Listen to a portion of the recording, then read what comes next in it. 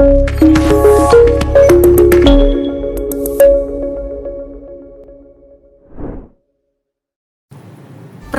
kalian merasa bahwa rapat yang kalian hadiri terasa membuang waktu, pembahasan yang panjang, diskusi yang tidak terarah, dan pada akhirnya tidak ada keputusan yang benar-benar diambil?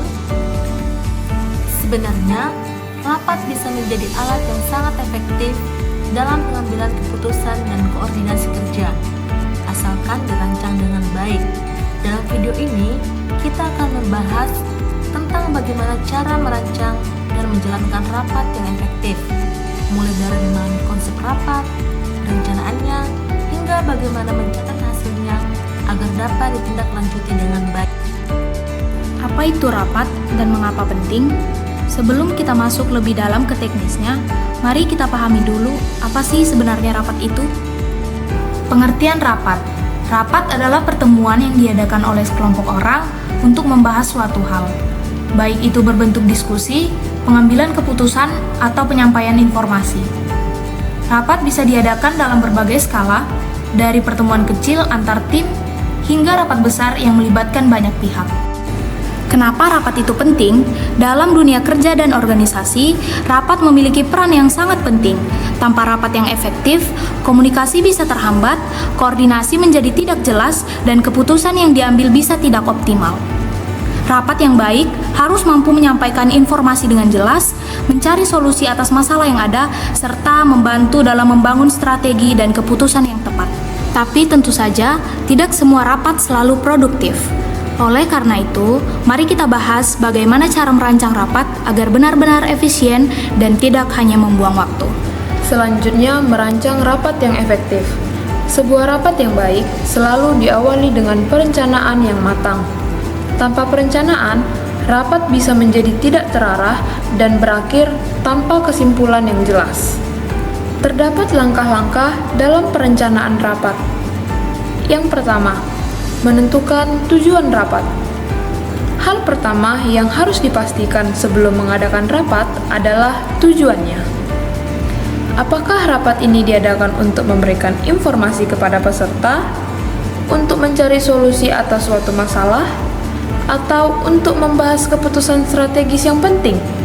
Menentukan tujuan rapat sejak awal akan membantu semua peserta memahami arah diskusi dan memastikan bahwa rapat berjalan dengan fokus. Yang kedua, memilih peserta yang tepat. Tidak semua orang perlu menghadiri setiap rapat. Terkadang, semakin banyak peserta, semakin sulit untuk mencapai keputusan. Oleh karena itu, pilihlah peserta yang benar-benar memiliki keterlibatan dalam topik yang dibahas agar diskusi lebih efektif. Ketiga, menyiapkan agenda rapat. Agenda rapat adalah daftar topik yang akan dibahas dalam pertemuan. Dengan adanya agenda yang jelas, peserta bisa lebih siap dan waktu bisa digunakan secara efisien. Pastikan setiap agenda memiliki batas waktu yang jelas agar diskusi tidak melebar terlalu jauh. Keempat, mengumpulkan materi pendukung. Perlu menyiapkan dokumen, laporan, presentasi, atau data lain yang relevan dengan topik rapat. Dan harus dipastikan bahwa materi pendukung akurat, terkini, dan mudah dipahami. Kelima, menentukan lokasi dan waktu. Pilihlah lokasi yang nyaman, mudah diakses, dan sesuai dengan jumlah peserta. Tentukan juga waktu yang tepat agar semua peserta dapat hadir dan fokus. Pertimbangkan faktor-faktor seperti zona waktu, jadwal kerja, dan ketersediaan fasilitas. Keenam, lakukan konfirmasi dan pengingat. Kirim undangan resmi kepada peserta dan minta konfirmasi kehadiran mereka. Dan juga kirim pengingat beberapa hari sebelum rapat untuk memastikan semua peserta mengingatnya. Ketujuh, siapkan fasilitator dan sumber daya tambahan. Jika rapat membutuhkan presentasi, pastikan alat seperti proyektor, mikrofon, atau dokumen sudah disiapkan sebelumnya.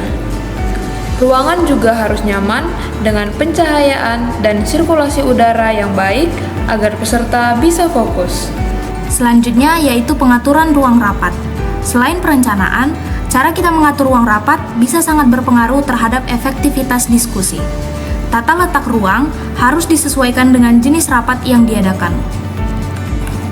Yang pertama yaitu boardroom style. Tata letak ini menggunakan meja besar di tengah yang dikelilingi oleh kursi. Cocok untuk diskusi intensif dalam kelompok kecil seperti rapat pimpinan atau evaluasi proyek. Yang kedua, U-shape style. Meja berbentuk U dengan kursi menghadap ke dalam. Pengaturan ini ideal untuk presentasi interaktif karena memungkinkan semua peserta melihat pemateri dengan jelas. Yang ketiga yaitu classroom style. Kursi dan meja ditata seperti ruang kelas menghadap ke depan. Biasanya digunakan untuk pelatihan atau seminar, di mana interaksi antar peserta tidak terlalu banyak. Keempat, theater style. Kursi berbaris tanpa meja menghadap ke panggung atau layar presentasi. Cocok untuk acara dengan jumlah peserta besar seperti seminar atau konferensi. Yang kelima, V-shape style. Meja berbentuk V dan posisi pimpinan berada di ujung V. Kursi ditempatkan menghadap ke dalam dan biasanya digunakan untuk presentasi, pelatihan, dan diskusi. Dan yang keenam yaitu hollow square style. Meja berbentuk persegi dengan ruang kosong di tengah serta terdapat kursi di sekelilingnya. Biasanya digunakan untuk diskusi kelompok agar semua peserta aktif dan berinteraksi. Materi yang terakhir yaitu notula rapat. Rapat yang efektif tidak hanya bergantung pada apa yang terjadi selama pertemuan, tetapi juga bagaimana hasilnya didokumentasikan. Tanpa pencatatan yang baik, keputusan dan kesepakatan yang dibuat bisa terlupakan begitu saja.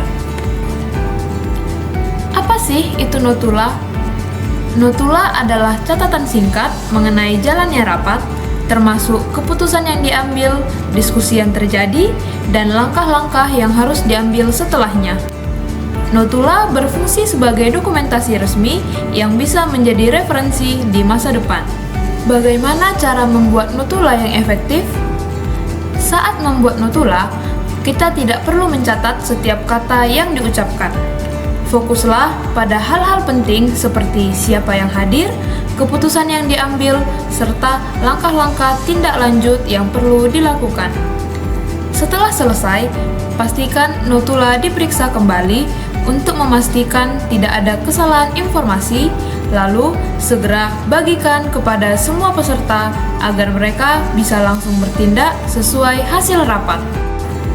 Pada akhirnya, sebuah rapat bukan hanya tentang berkumpul dan berbicara. Dengan perencanaan yang matang, pengaturan yang tepat, serta pencatatan yang sistematis, rapat bisa menjadi alat yang sangat efektif dalam mencapai tujuan organisasi. Jadi, mulai sekarang, mari kita pastikan setiap rapat yang kita hadiri memiliki tujuan yang jelas, berjalan dengan efektif, dan menghasilkan keputusan yang bisa langsung diterapkan. Sekian dari kelompok kami. Terima kasih telah menonton.